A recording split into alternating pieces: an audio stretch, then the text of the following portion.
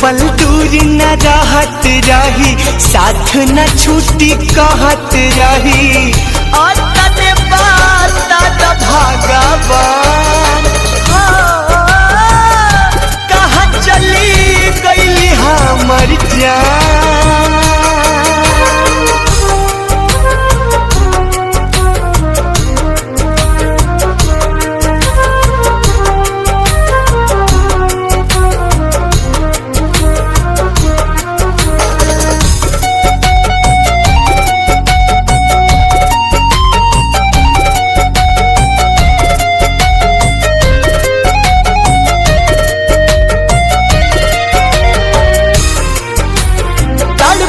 होई है हमारा बिना,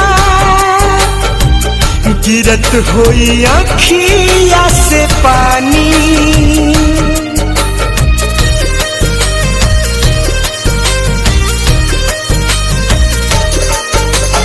जाने कवना हाल में होई है, यह सोची बढ़े परेशानी। ना मिली है तो जी ना पाई, उनका बिना हम मर जाई। सारा जग लागेला वीरान, हो कहाँ चली गई हमर जान।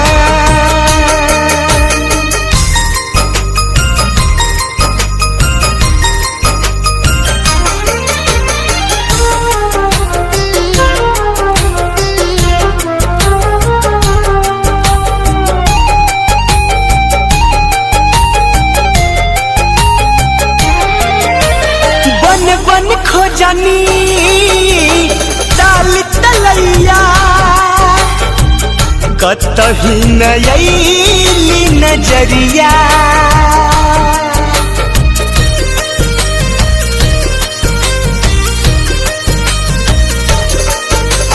जे भी मिलल सबसे पूछनी,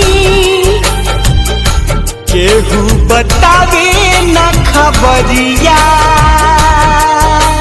बाह पगोदन गोदवले बाड़ी, गोलुअन मोल लिखवले बाड़ी। इहे उनकर पहचान, हो कहाँ चली गई हमर जान। एक पल दूर न रहत रही, साथ न छूटी कहत रही।